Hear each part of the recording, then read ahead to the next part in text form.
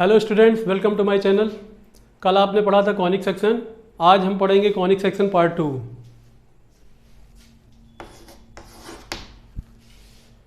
कल आपने देखा कि कोन को हमने जब वर्टेक्स से काटा और वर्टेक्स से हटकर काटा तो कुछ फिगर्स हमें मिले, circle, ellipse, parabola, hyperbola, straight line. And vertex से जब काटा तो point, circle and straight line.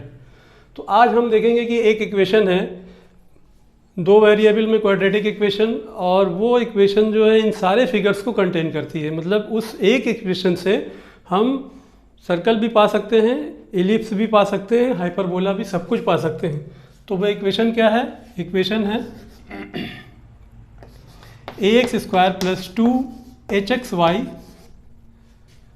Plus by square plus 2gx plus 2fy plus c बराबर 0। तो ये क्वाड्रेटिक इक्वेशन है। इसमें क्या है, सब कुछ कंटेंस है। कुछ शर्तें हैं, अगर उस शर्तों को आप कंडीशंस को देख लें तो हम बता सकते हैं कि ये इक्वेशन एक्चुअली क्या रिप्रेजेंट कर रहा है। तो इसमें हम सबसे पहले देखते हैं, ये तो x और y वेरिएबल हैं और कांस्टेंट क्या क्या है? a है, b है, c है, f g h, ये 6 कांस्टेंट हैं और 2 वेरिएबल हैं। तो कांस्टेंट का हम डिटर्मिनेंट बना लेंगे। चलिए इसे डेल्टा से डिनोट करते हैं। तो a b c को डायगोनल से भर लीजिए। a b c ये मेन डायगोनल है डिटर्मिनेंट का, हमने इसको a b c से भर लिया। अब हमारे पास 3 और कांस्टेंट बचे हैं, f g h। इसे कैसे भरेंगे? इसे नीचे से शुरू करेंगे, f g h। ये इंटरमीडिएट में सिमेट्रिक मैट्रिक्स है, कहलाती है, जिसका ट्रांसपोज लेने पर सेम चीज़ें आती। तो खैर यहाँ पर हम इसे बराबर 0 करेंगे। अगर डेल्टा बराबर 0 आ जाए, इसका एक्सपेंशन भी देख लीजिए क्या होता है। जब हम इसे एक्सपैंड करेंगे डिटर्मिनेंट्स को तो हमें मिलेगा a b c plus 2fgh minus af square minus bg square minus C H square बराबर 0। ये कंडीशंस मिलेगी। अगर ये सेटिस्फाई करती है, मतलब कहने का ये है कि डेल्टा बराबर 0 आ जाए और या डेल्टा बराबर इज़ नॉट इक्वल टू 0, दो कंडीशन ये आएगी। जब डेल्टा बराबर 0 आ जाएगा तो इसका मतलब ये है कि हम कहाँ पर पहुँच जाएंगे? हम वर्टेक्स वाली फॉर्म पर पहुँच जाएंगे, जब हमने कोन को वर्टेक्स से काटा था और हमें पॉइंट, सर्कल और स्ट्रेट लाइन मिली थी। तो चेक कर लेंगे पहले, ईजी है। यहाँ से a b c find out करके इससे डिटर्मिनेंट में रखेंगे और सॉल्व करेंगे, चेक करेंगे 0 है या 0 नहीं। दो ही चीज़ें आएंगी। अगर 0 इन केस 0 आ जाता है तो यहाँ पर हमें 3 कंडीशंस मिलेंगी। पहली क्या है? पहली h square is less than ab, ठीक है। दूसरी क्या है? h स्क्वायर बराबर ab। तीसरी क्या है? h square is greater than ab। बस सिंपल है, less than, equal to, greater than, inequality आपने पढ़ी हुई है। तो अब हमें देखना है कि ये अगर ये कंडीशन फर्स्ट सेटिस्फाई करता है तब क्या होगा। यहाँ पर हमें मिलेगा पॉइंट सर्कल, ठीक है, पॉइंट मिलेगा जिसे रेडियस 0 होगी, पॉइंट सर्कल कहलाएगा। और h स्क्वायर बराबर ab है तो हमें यहाँ पर कोइंसिडेंट लाइन्स मिलेंगी, ठीक है।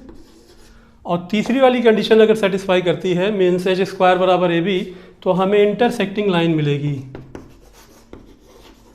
इंटरसेक्टिंग लाइन मिलेगी।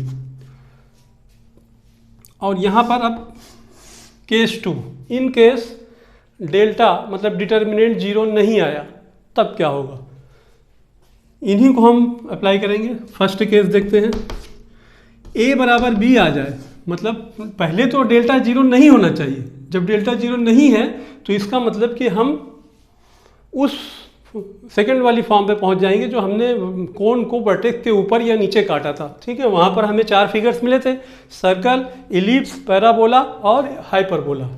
तो पहली कंडीशन क्या है कि a बराबर 0, मतलब coefficient of x square and coefficient of y square दोनों बराबर हों और h बराबर 0 हो, मतलब x और y का प्रोडक्ट वाला टर्म्स कैंसिल हो जाए, मतलब वो हो ही ना उसमें। तो ऐसी कंडीशंस में हमें क्या मिलता है?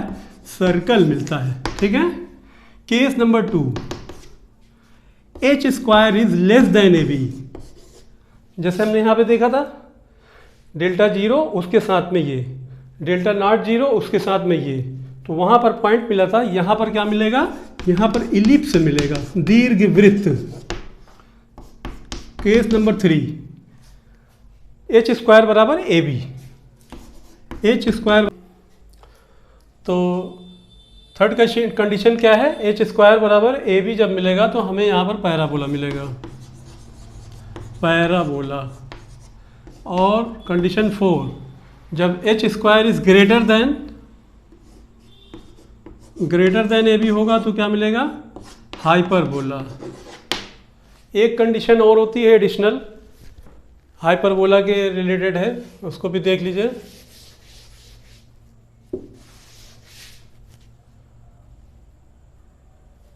चौथे वाले का बाद 5th, अगर H square greater than A B है और इसके साथ एक कंडीशन और लगा दिया जाए, ए प्लस बी बराबर 0, तो ऐसी कंडीशन में क्या होता है, रेक्टेंगुलर हाइपरबोला बनता है, रेक्टेंगुलर हाइपरबोला। ठीक है, रेक्टेंगुलर हाइपरबोला क्या होता है, जब रेक्टेंगुलर हाइपरबोला आप पढ़ेंगे तो हाइपरबोला तो ये हो गया, ठीक है। जब इसकी टेंजेंट लाइन पढ़ेंगे, टेंजेंट लाइन में आप पढ़ेंगे कि कोई ओरिजिन से हो जाती हुई, ये इसको एसिम्प्टोट भी कहते हैं, और ये टेंजेंट लाइन होती है। आप कहेंगे टेंजेंट लाइन कैसे, कहीं टच तो कर नहीं रही है, लेकिन ये टेंजेंट लाइन ना कहीं जाकर इन्फिनिटी पर टच करेगी, ठीक है ना, तो इसे एसिम्प्टोट भी कहते हैं।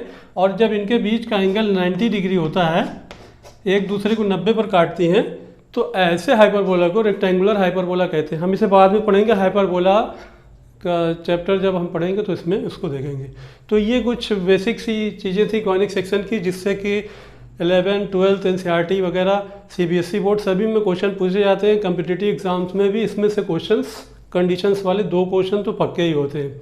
तो आई होप कि आपको मेरा वीडियो पसंद आया होगा। मिलते हैं नेक्स्ट वीडियो में। नेक्स्ट वीडियो में हम पढ़ेंगे pair of straight line. Thank you for watching my video.